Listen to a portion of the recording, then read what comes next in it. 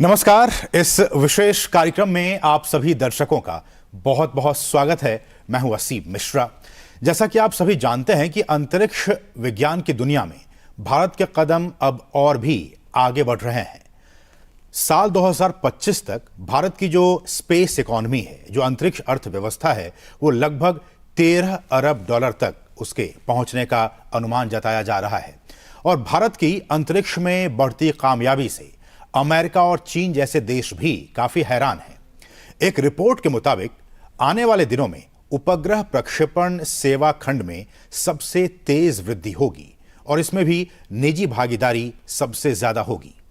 भारतीय अंतरिक्ष संघ और अर्नस्ट एंड यंग द्वारा एक रिपोर्ट जारी की गई है और इस रिपोर्ट में यह कहा गया है कि छोटे उपग्रहों की बढ़ती मांग के कारण देश में जो उपग्रह विनिर्माण है उसको काफी बढ़ावा मिलेगा आने वाले दिनों में। और साथ ही साथ जो अंतरिक्ष प्रौद्योगिकी है उससे संबंधित जो कंपनियां हैं उसको शामिल करने से इस क्षेत्र में वैश्विक स्टार्टअप्स को भी आकर्षित करने में काफी मदद मिलेगी इस रिपोर्ट के मुताबिक। तो लगातार हम ये जान रहे हैं और समझ रहे हैं कि भारत का जो स्पेस सेक्टर है वो आने वाले दिनों में काफी बढ़ेगा। इस तमाम रिपोर्ट्स जो आ रहे हैं और लगातार हम आगे बढ़ाते जा रहे हैं कदम, चाहे वो चंद्रयान हो और गगनयान की हम तैयारी में लगे हुए हैं।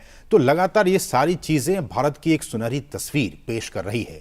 लेकिन आने वाले दिनों में भारत का जो स्पेस सेक्टर है उसके क्या कुछ उसके सामने चुनौतियां हैं, वो किस तरह से और आगे बढ़ेगा, इन तमाम विषयों पर हमारे साथ बातचीत करने के लिए दो बहुत ही खास मेहमान इस वक्त जुड़ चुके हैं। हमारे साथ हैं retired lieutenant general Anil Bhatt ji, जो कि डीजी हैं इंडियन स्पेस एसोसिएशन के। सर, आपका बहुत बहुत स्वागत है हमारे इस खास कार्यक्रम में।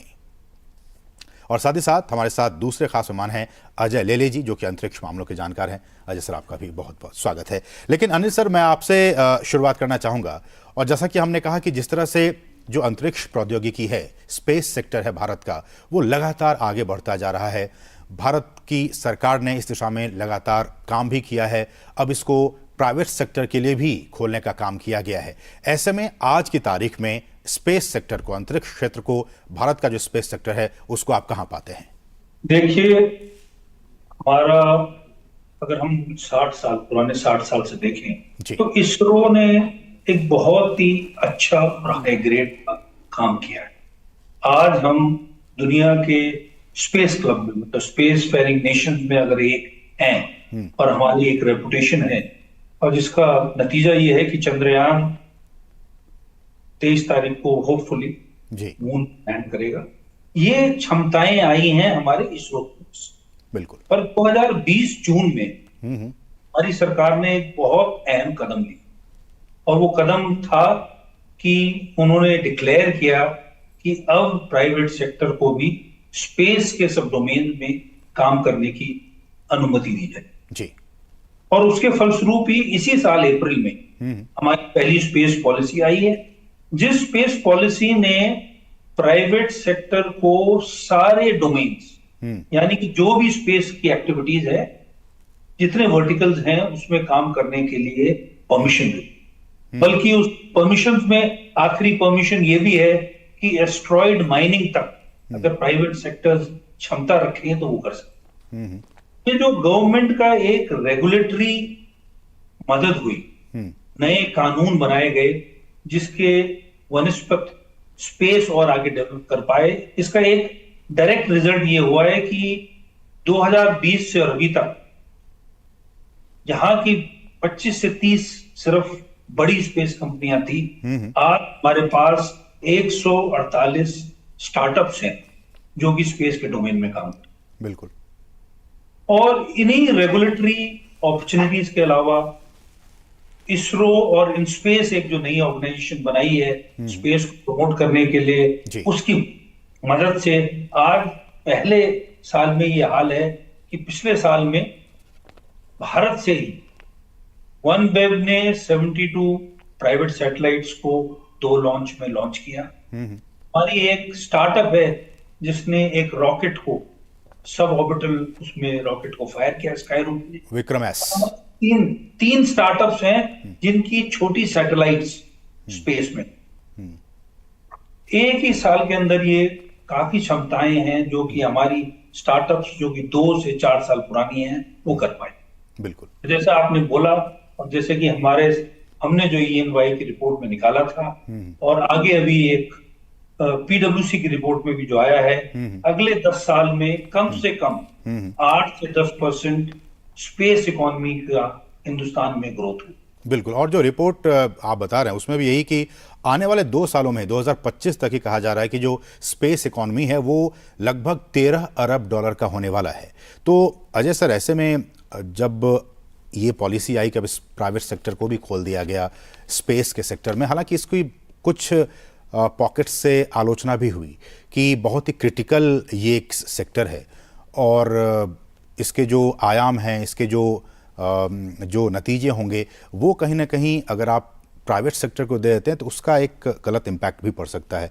इसको लेके क्या ये चिंताएं वाजिब हैं? मेरे विचार से हमें हिस्टोरिकली देखना पड़ेगा, 2 स्तर पे देखना पड़ेगा। एक तो दुनिया में क्या हो रहा है, दुनिया में स्पेस सेक्टर को ओपन किया गया है, तो दुनिया के जो बाकी सारे महत्वपूर्ण देश हैं उनको भी ये स्ट्रैटेजिक कंसिडरेशंस होती हैं कि ये जो सेक्टर है जिसमें रॉकेट साइंस और रॉकेट टेक्नोलॉजीज इन्वॉल्व है, कि जिसका काफ़ी सारा रिलेशन आपके आर्म फोर्सेस के साथ भी है, क्या आप उसको ओपन कर सकते हैं या नहीं। लेकिन उसको ओपन करने के लिए काफ़ी सारे चेक्स एंड बैलेंसेस रखे हुए हैं और मेरे विचार से इसमें कोई प्रॉब्लम नहीं होना चाहिए। दूसरी चीज़, हमें हमारे न्यूक्लियर एक्सपीरियंसेस से शायद थोड़ी सी रुचि दिखानी चाहिए कि हमने न्यूक्लियर पॉलिसी में भी ऐसे ही किया था कि आपका एक न्यूक्लियर बेसिकली वेपन प्रोग्राम जो है वो पूरा आइसोलेटेड है और आपका जो न्यूक्लियर एनर्जी प्रोग्राम है उसमें काफ़ी सारे मात्रा में हम ग्लोबल इन्वॉल्वमेंट है। तो वैसा ही मेरे विचार से स्पेस सेक्टर में भी है और वैसा ही आने वाले दिनों में हो सकता है कि आपका जो डिफेंस रिलेटेड प्रोग्राम होगा वो एक आइसोलेशन में काम करता रहेगा, जहाँ पे इसरो को उनके हेल्प की ज़रूरत है वहाँ इसरो हेल्प करेगी और आपका प्राइवेट प्रोग्राम काफ़ी अच्छी मात्रा में चल ही रहा है और आने वाले दिनों में मेरा विश्वास है कि मतलब जो डिफेंस में जो क्रिटिकल एरियाज हैं बिल्कुल उनको उससे दूर रखा जाएगा और हमने न्यूक्लियर में ऑलरेडी वैसा कर चुके हैं। सो ऐसा नहीं है कि हमारे पास एक्सपीरियंस नहीं है वैसा करने का। और ग्लोबली भी अगर हम देखेंगे, अमेरिका का भी स्पेस प्रोग्राम है, नासा बड़े मात्रा में इन्वॉल्व होता है डिफेंस प्रोग्राम के साथ और सिविलियन प्रोग्राम के साथ, बट वो अच्छी तरह से चल सकता है। लेकिन अनिल सर, ये बताइए कि जिस तरह से हमने कहा कि प्राइवेट सेक्टर के लिए खोल दिया गया इन तमाम चीज़ों को, कुछ सालों पहले तक ये आलोचना होती थी कि जो स्पेस सेक्टर है भारत का, उसमें जो इन्वेस्टमेंट होना चाहिए, चाहे वो सरकारी निवेश की बात हो, वो उतना नहीं हो पा रहा है। लेकिन हमने देखा कि उसको भी चेंज किया गया, अब काफ़ी अच्छा निवेश किया जा रहा है, प्राइवेट निवेश भी आ रहा है। लेकिन इन तमाम चीज़ों को होते हुए भी अभी हमारा जो स्पेस सेक्टर है भारत में, वो अमेरिका के मुकाबले, चीन के मुकाबले, जापान के मुकाबले, फ्रांस के मुकाबले किस स्थिति में है?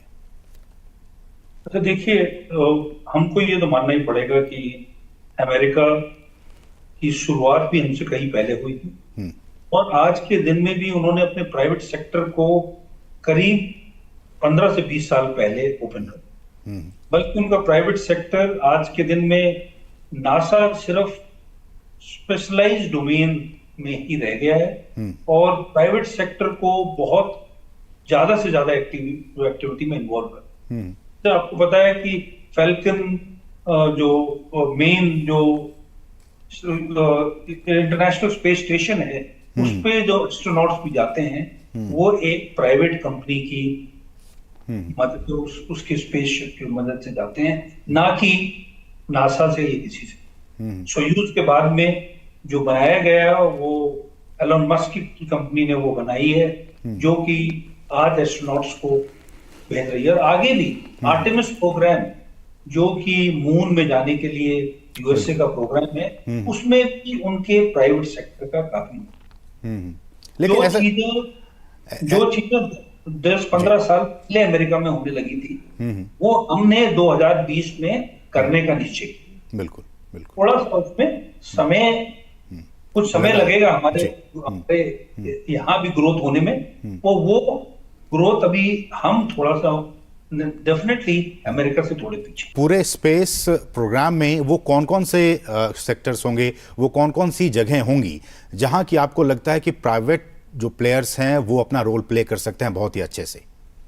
क्योंकि रिपोर्ट्स में यह कहा गया कि जो छोटे उपग्रह के निर्माण है और जो जिस तरह का डिमांड बढ़ता जा रहा है ग्लोबली, उस दिशा में भारत बहुत अच्छा रोल प्ले कर सकता है, यहाँ का स्पेस जो प्राइवेट सेक्टर्स हैं वो।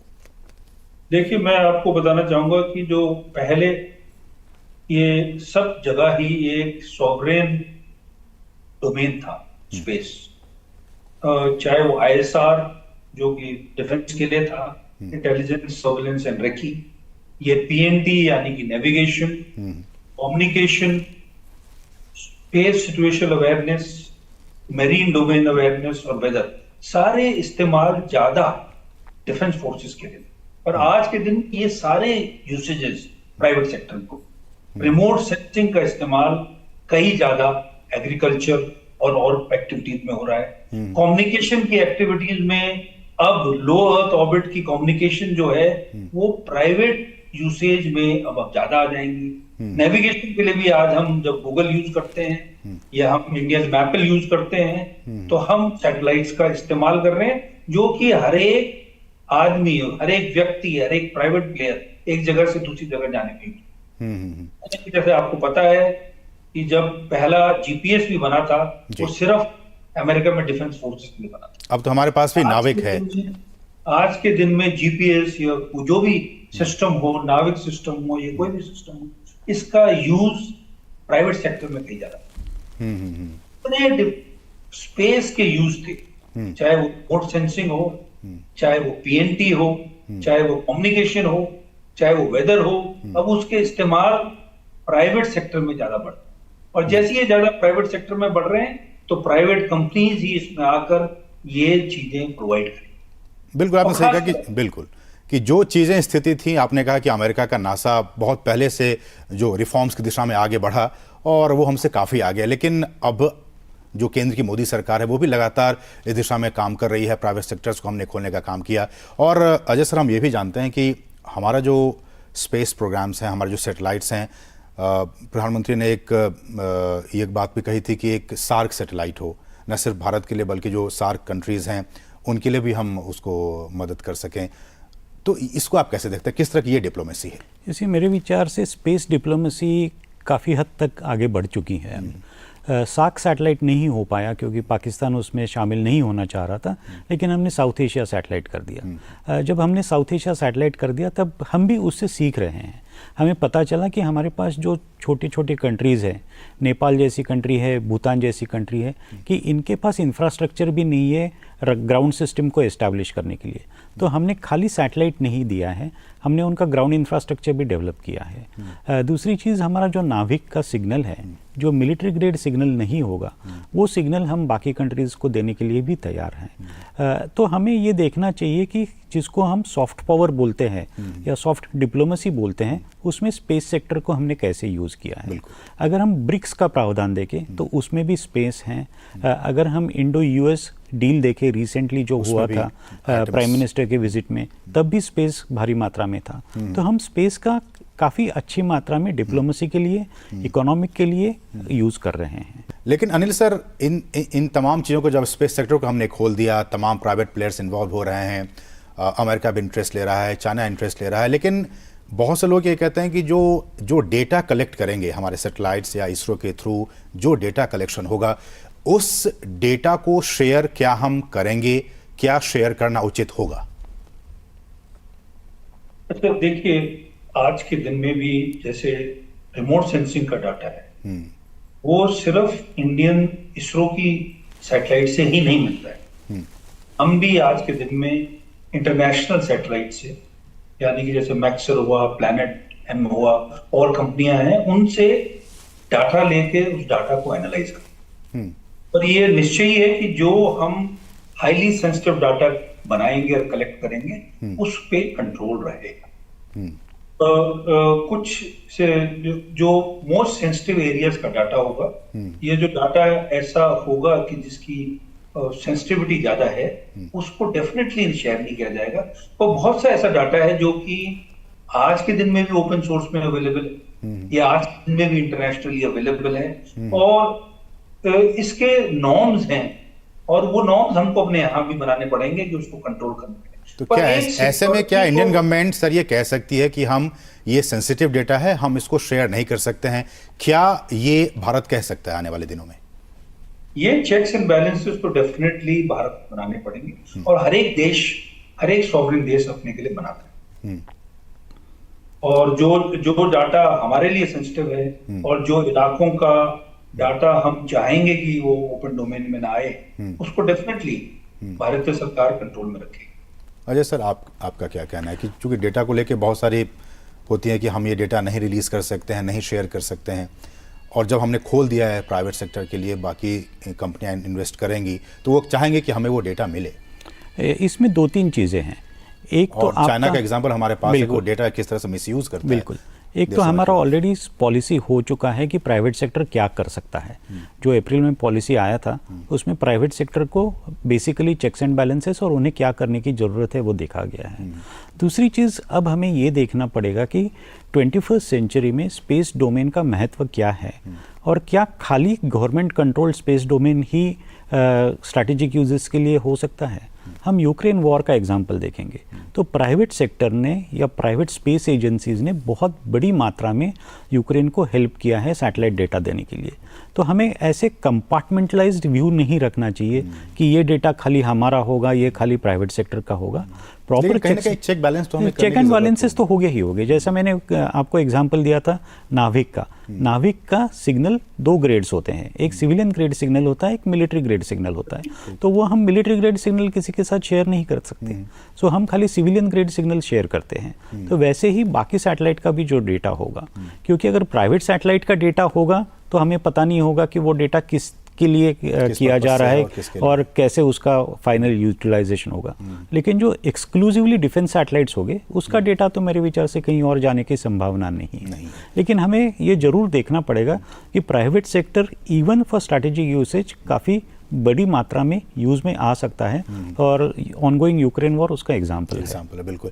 अनिल सर, एक और एस्पेक्ट की जिस तरह से लगातार हमने देखा कि जो छोटे छोटे जो सैटेलाइट्स हैं और बहुत सारी जो कंट्रीज़ हैं वो भारत की तरफ रुख कर रही हैं, क्योंकि यहाँ पे बहुत ही सस्ते रेट्स पे हम उसको प्रक्षेपित कर देते हैं। ऐसे में जो ग्लोबल मार्केट है, ग्लोबल मार्केट में हम जानते हैं कि चाइना बहुत बड़ा प्लेयर है, अमेरिका बहुत बड़ा प्लेयर है।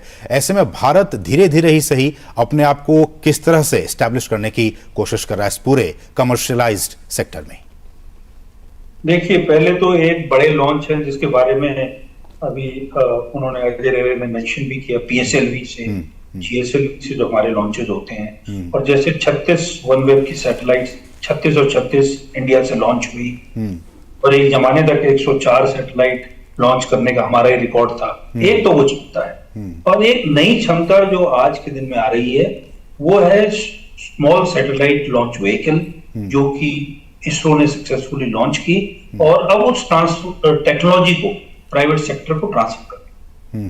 उसके अलावा स्काई रूट, जिस कंपनी ने पहला सब ऑर्बिटल लॉन्च किया था, वो भी इस साल के आखिर तक या अगले साल तक ऑर्बिटल लॉन्च भी कर पाएगी और इस सर्विस को इंडिया में प्रोवाइड कर पाएगी। एक तीसरी कंपनी है जो कि 3D प्रिंटिंग से बनाए हुए इंजन को बिल्कुल इस्तेमाल करेगी, और वो भी छोटे लॉन्चेस के लिए हो। क्योंकि आजकल कंसेप्ट ये है कि पहले क्यूइंग होती थी कि भाई आपको लॉन्च करना है, तो उस लॉन्च करने के लिए जब 5, 7, 8 सैटेलाइट पूरी हो जाती थी, 2, 3, 6 महीने लग सकते थे, उसके बाद लॉन्च होती। पर आजकल कंपनियों को एकदम लॉन्च चाहिए, 10 दिन 15 दिन में उनके अगर सैटेलाइट तैयार हैं तो लॉन्च होने के लिए तैयार हो। उसके लिए हम लोग तैयार भी हैं, हमारे जो कैपेबिलिटी है वो है।